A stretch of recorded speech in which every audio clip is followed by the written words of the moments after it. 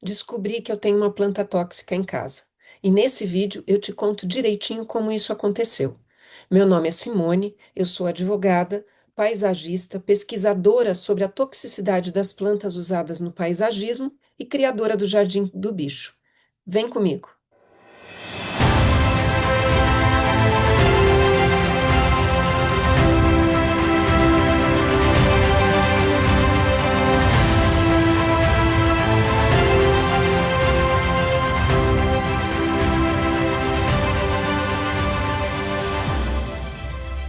Quando eu criei o jardim aqui em casa, eu procurei uma paisagista, né, que tivesse conhecimento sobre a toxicidade de plantas para poder especificar plantas que não fossem tóxicas, por causa dos nossos pets. E foi aí que eu descobri que os paisagistas normalmente não têm esse conhecimento e comecei então a pesquisar sobre a toxicidade das plantas para fazer a seleção aqui no meu jardim. Isso eu já contei para vocês aqui num outro vídeo do canal, tem a história um pouco mais completa. Enfim, naquela ocasião, eu usava muito como base o site da Associação Americana de Prevenção à Crueldade Animal, que é inclusive indicado por muitos veterinários e pessoas que amam plantas, né? Indicam na internet que se consulte esse site porque é um site confiável. Eu mesmo já falei para vocês sobre a confiabilidade desse site, inclusive lá no perfil do Instagram. E foi com base principalmente nestas informações que eu montei aí a tabela de plantas que iam compor o paisagismo aqui de casa. Também já falei para vocês que eu tenho um gato, o Whisky, que come planta, come porque gosta e come planta todos os dias. Então, a gente sempre está de olho nele para ver o que ele está comendo, se ele passa mal, tal, e ele não vomita. Então, ok.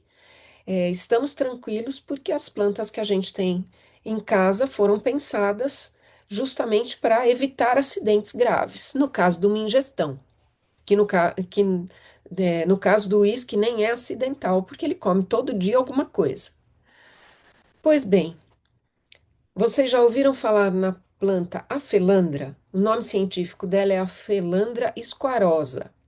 É uma planta linda, em inglês eles chamam de zebra plant.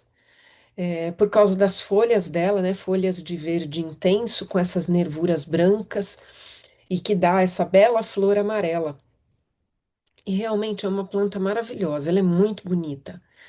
E acreditando no que a Associação Americana forneceu de informação, eu especifiquei ela aqui para o nosso jardim em casa. Agora, pasmem, essa semana que passou, eu estava pesquisando, porque à medida que eu fui pesquisando sobre as plantas, a toxicidade delas, por que elas produzem, como elas produzem, porque afinal de contas elas são seres vivos, e essa produção de fitoativos que podem ser tóxicos, ela varia dependendo do ambiente, do tipo de solo, do local em que a planta se encontra, né? Isso sofre uma mudança, o que é natural. É como nós. Se você vive num ambiente poluído, você pode apresentar problemas ali de rinite, alergia, e quando você está num ar mais puro, esses problemas desaparecem, não é mesmo? Então, pesquisando ao longo do tempo, eu fui aprimorando os métodos de pesquisa, descobrindo outros locais que eu poderia encontrar artigos mais sérios, né?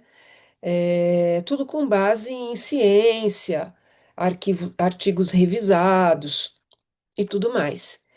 E aí, semana passada, eu resolvi fazer uma nova pesquisa sobre a felandra.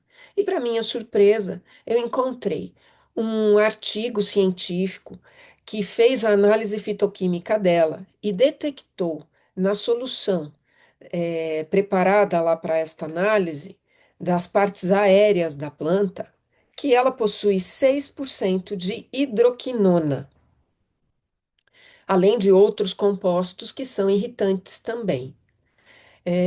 Para quem não sabe, o que que é a hidroquinona? Você já deve ter visto, principalmente as mulheres aí que têm melasma, manchas acastanhadas nas mãos, aquelas manchas de idade. A hidroquinona, ela é utilizada para o clareamento da pele. Então, é vendido um creme que a gente compra em farmácia. Este creme tem 4% de hidroquinona e mais alguns compostos. E o que que eu percebi quando eu usei este creme? Eu tenho a pele sensível, muito clara, então eu não podia passar todos os dias para clareamento, porque irritava a pele e ardia demais. Então eu tinha que passar em dias alternados, para vocês verem assim a potência dessa substância na pele, em irritar a pele.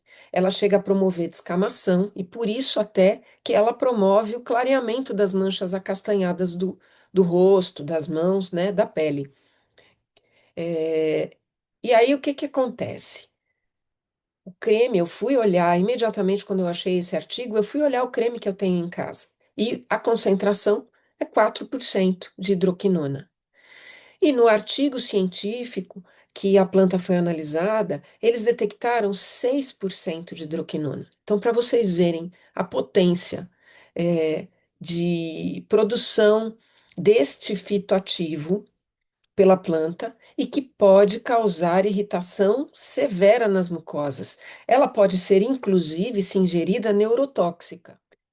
Além da hidroquinona, que é o fitoativo aí que eu considero mais perigoso na felandra, também foram detectados, ó, catecol, que tem ação genotóxica e provoca irritação intensa nas mucosas.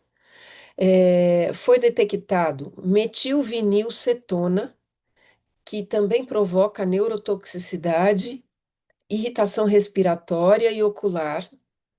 O fitol, que provoca irritação gástrica, e ácidos graxos, que também são irritantes leves.